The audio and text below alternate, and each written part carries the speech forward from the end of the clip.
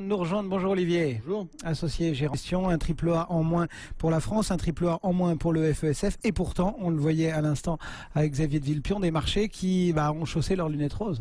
Oui, enfin comme d'habitude, ils n'ont pas compris grand-chose les marchés. Mais le triple A, là je vois que tout le monde c'est haro sur Standard & Poor's et tout le monde se félicite de la réaction de Fitch et de Moody's.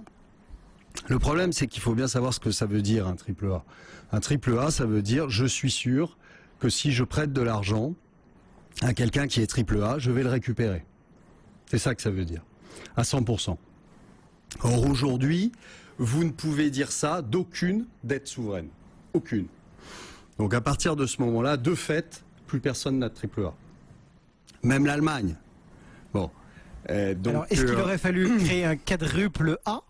Non, mais c'est tout simplement, il faut arrêter ça veut dire quoi? Là, vous êtes passé d'une note de 20 sur 20 à oui, c'est ce que disait François Baroin. Il a dit, on est passé de 20 à 19. C'est ridicule. Mais c'est, en fait, c'est pas 19, c'est pas 18, c'est beaucoup plus bas que ça. C'est-à-dire qu'aujourd'hui, vous ne pouvez pas, en tout état de cause, dès que vous prêtez à un État, quel qu'il soit, l'État américain, l'État japonais, les États européens, quels qu'ils soient, vous ne pouvez pas être sûr à 100% qu'ils vous rembourseront en totalité. Donc en clair, ce qui veut dire quoi? Ce qui veut dire qu'à partir de ce moment-là, vous pouvez noter autant que vous voulez les dettes des États, ça veut rien dire. Ça veut strictement rien dire. Même un double A, même un simple A. C'est exactement comme, souvenez-vous, tous les produits pourris qui ont explosé en plein vol étaient notés triple A par les mêmes agences de notation. Donc ça veut dire quoi? Ça veut dire que elles font leur boulot, mais elles le font mal. Donc à partir de ce moment-là, c'est pas, ça ne veut rien dire. Donc aujourd'hui, le fait est que vous n'avez plus d'actifs sans risque, ça n'existe pas. Donc Ceci dit, la France a quand même de quoi rembourser, Olivier. Quand on voit le taux auquel elle emprunte, c'est un plus bas historique quasiment pour le taux français. On est sous les 3% ce matin. C'est remboursable, 3%. Mais non, c'est pas remboursable. Tout dépend de la masse de dette que vous avez. Mais tout dépend de la croissance que vous avez. Mais c'est tout sauf un taux prohibitif pour la France. Mais c'est pas une question de taux prohibitif. Mais si, ça compte. Mais les Japonais ont 250% d'endettement, Guillaume. D'accord ? Bon, ils ont des taux à 10 ans à moins de 1%. Ça n'empêche qu'ils ne peuvent pas rembourser. Parce qu'ils n'auront jamais la croissance suffisante pour payer ne serait-ce que les intérêts. Donc venez pas me dire que c'est bon. Si vous dépassez les 100% et que vous avez des taux d'intérêt à 3%, faut que vous fassiez au moins 3% de croissance pour payer les intérêts. Ne serait-ce que les intérêts. Ça fait combien de temps qu'on n'a pas eu 3% de croissance? Rappelez-moi. Belle lurette. Bon, et ben voilà. Donc ça y est, c'est fait. Si on en revient, à partir de ce moment-là, c'est inutile de rêver. Ça ne dépend pas que des taux, ça dépend aussi du stock de dette que vous avez. Et ça dépend de votre croissance et donc de votre capacité à rembourser. Nous, on fait des dettes tous les ans. On grossit la dette tous les ans. À partir de ce moment-là, je ne vois pas comment on peut rembourser. Et si on ne peut pas rembourser, il y a un moment ou un autre où il faudra bien l'acter et dire, messieurs, vous avez joué, vous avez perdu, excusez-nous, vous avez perdu 10, 20, 30%, j'en sais rien. Mais le fait est qu'à partir de ce moment-là, vous ne pouvez plus être triple A.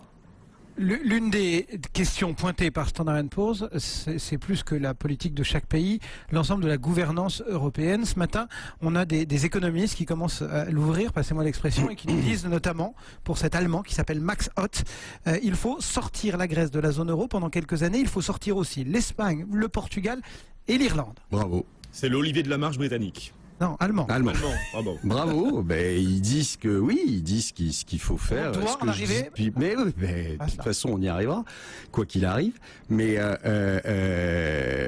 parce que ces pays-là sont des véritables boulets et que ils vont nous entraîner par le fond, c'est tout.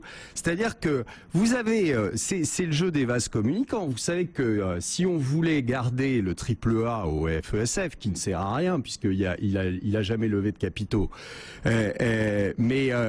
Ça voudrait dire que là, avec la perte du AAA français, la cotisation française passe de 160 à 96 milliards. C'est plutôt bon pour nous. D'accord ? C'est plutôt bon pour nous. L'Italie, parce que figurez-vous que l'Italie prêtait au FESF pour que le FESF puisse lui prêter, ce qui est déjà totalement aberrant, mais enfin bon, c'est pas grave, on n'est pas à ça près. L'Italie, elle passerait de 140 à 84. L'Espagne, elle passerait de 93 à 56. Tout ça, mais c'est là, bon. oui, mais là, ce qui est beaucoup plus drôle, c'est qu'il y a les hausses.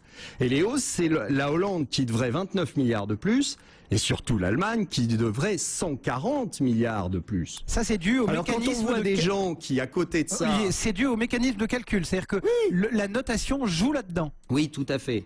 Donc, si vous voulez garder le AAA du FESF, si vous voulez repartir sur un AAA au FESF, de toute façon, je vous dis, on s'en fiche puisque ça ne sera jamais utilisé. Il est mort-né, le FESF. Mais il faudrait ça. Il faudrait que l'Allemagne s'endette de 140 milliards de plus. Alors, quand je vois des gens qui s'achètent du Bund allemand en rendement négatif, ça me fait doucement rigoler. Bon. Voilà. Et ben voilà, le franc-parler et les éclaircissements d'Olivier de la Marche, c'est au cœur d'Intégral Bourse. Oui, Olivier de la Marche, juste un tout dernier mot. Le CAC 40, vous le voyez où à la fin de l'année ou en cours d'année? Moi, je vous ai dit 2000. Il va redescendre à 2000. Oui, il va redescendre à 2000. On va perdre 1300 on est en train de faire exactement la même chose que ce qu'on a fait en 2011. Souvenez-vous, en 2011, ils étaient tous avec des 4005, 4007 prévisions en disant bon, de toute façon, tout ça, c'est des histoires politiques, ça n'impactera jamais les marchés, etc. On l'a bien vu, ça les a pas impactés, les marchés. On est descendu, je vous rappelle, à combien ?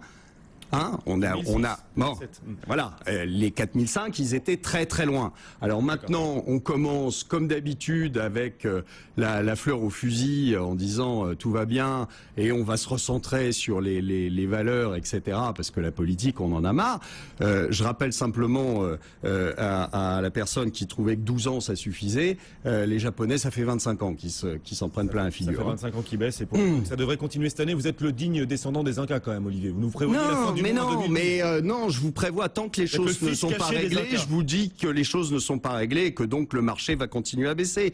Le jour où les choses seront réglées, peut-être qu'on verra à ce moment-là pour une hausse, mais pour l'instant, c'est pas fait. Olivier de la Marche, donc, l'associé et le gérant chez Platinum Gestion, au cœur d'Intégral Bourse.